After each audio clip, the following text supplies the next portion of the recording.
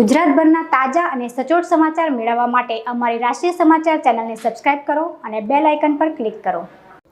Ward number 16માં આમ આદમી પાર્ટીના કોર્પોરેટરે મંજૂર કરાવેલ સ્કૂલનું ખાતમુહૂર્ત સ્થાનિક વિસ્તારના લોકોની હાજરીમાં કરવાનું હતું, તો ત્યાં ભાજપી શાસકોને પેટમાં તેલ રેડાતા સુરત મહાનગરપાલિકાના અધિકારીઓ અને પોલીસને આ ખાતમુહૂર્ત અટકાવવા મોકલ્યા હતા અને આમ આદમી પાર્ટીના કોર્પોરેટરો અને તે વિસ્તારના લોકોને પોલીસ પાસે ડિટેન કરાવડાવ્યા।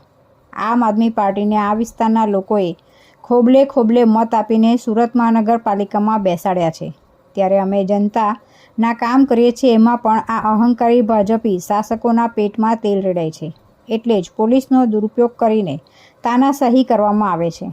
આમ આદમી પાર્ટી સમગ્ર પૂના ગામની જનતાને અભિનંદન આપે છે કે તે વિસ્તારમાં મંજૂર કરાવેલ સરકારી સ્કૂલનું ભાજપી શાસકોની ક્રૂર તાનાશાહી વચ્ચે આજ રોજ ખાતમુહૂર્ત કર્યું અને અમે ભાજપની તાનાશાહી સામે જનતાની સાથે છીએ। તુલસી શર્મા સાથે રાષ્ટ્રીય સમાચાર સુરત।